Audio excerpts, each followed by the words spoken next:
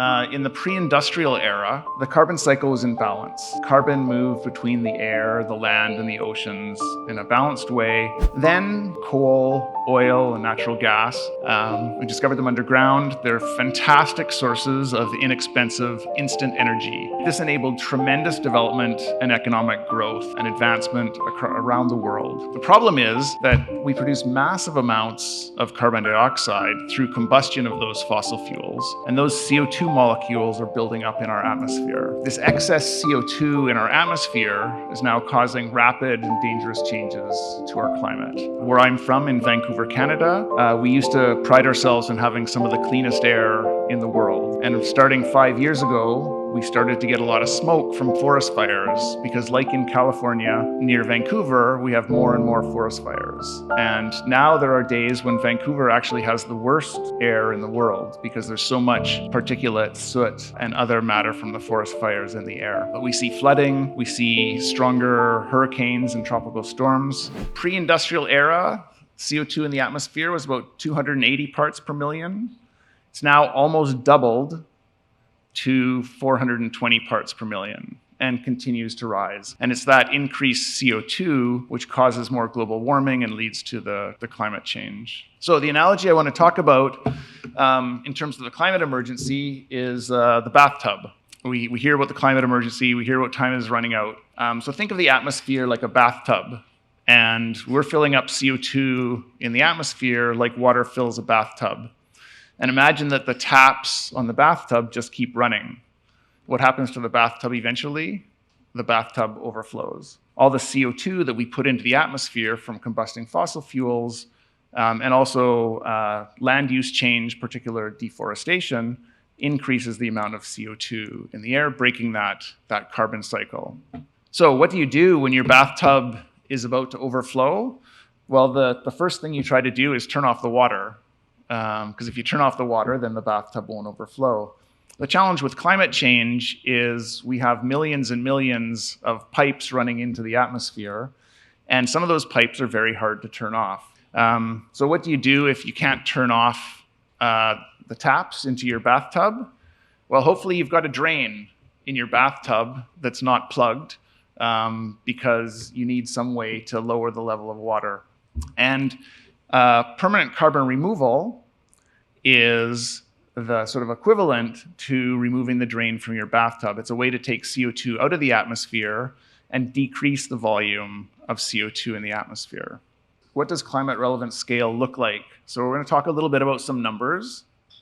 And these are big numbers. Current emissions of CO2 are about 40 gigatons per year. That's 40 billion tons per year, 45,000 tons a second. So the way I put that into perspective for people is to think that a car is about 2.5 tons. So imagine pushing 2 cars up a hill every year, except that that's CO2 going up into the atmosphere. So that's how much CO2 is being produced. And how do we solve the problem? How do we prevent the bathtub from overflowing? The first thing, of course, we need to do is the equivalent of turning down the taps on the bathtub, and that's to reduce our emissions. But the experts say that even doing as much as possible, turning down those taps as much as they can, there's still going to be 5 to 15 gigatons of emissions that are residual emissions that are remaining from very hard to abate sectors.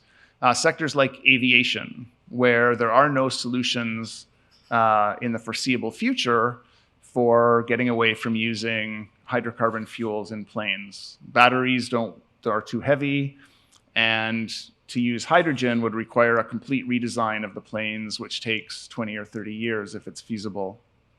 So what's the other sort of missing piece of the puzzle to get to net zero? Basically what we need to do is remove those 5 to 15 billion tons per year, and we do that through carbon dioxide removal. And so not only does carbon dioxide removal required to get us to net zero, it has the advantage of being able to, in a post-net zero world, actually remove some of those legacy emissions which have caused us to get to the level that we've already exceeded. So going back to the bathtub analogy, we could reduce the level of water in the tub back to a safe level. So how do we get there? Well, the good news is that Lots of people are recognizing the challenge. Thousands of companies and nearly 150 countries have committed to net zero. Carbon Engineering's direct air capture technology provides solutions to both emissions reduction, first thing we need to do, and carbon dioxide removal.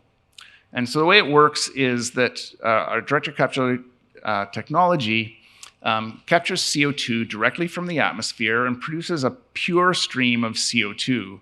Now we can do two things with that pure stream. The first thing we can do is compress it into a supercritical liquid state and then safely store it deep underground. The CO2 is stored in geologic formations similar to the formations that have stored oil and gas for the millions of years it takes for oil and gas to form. Those are secure storage locations, and CO2 is a liquid at those pressures because it's deep underground. Alternately, to support emissions reduction, the captured atmospheric CO2 could be combined with hydrogen to produce low carbon intensity fuels, which can work in existing airplanes, ships, trucks, and cars without need to modify the vehicles. Provides a pathway to significantly reduce transportation emissions. It's really complementary to electric vehicles, which are well suited to light duty vehicles, and enables us to have a solution for those transport mechanisms which really require high energy density, like shipping and aviation, in order to function well. So that's kind of the two alternatives. So how does it actually work? The process starts with what we call an air contactor, which is a large structure modeled after industrial cooling towers. And what happens is giant fans on the top of the air contactor suck air in through the sides, and they pass the air over like a honeycomb like structure of plastic material, which we drip over a capture solution. So we coat this material with this solution, and as it drips down, it captures the CO2 from the air.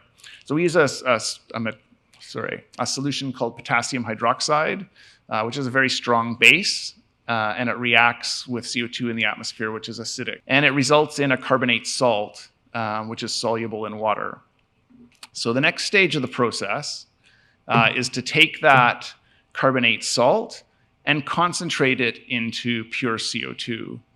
And what we do is use a series of chemical processes to take that CO2 from what is initially extremely diffuse, the 400 parts per million in the atmosphere, to about 2% by weight when it's in the carbonate form.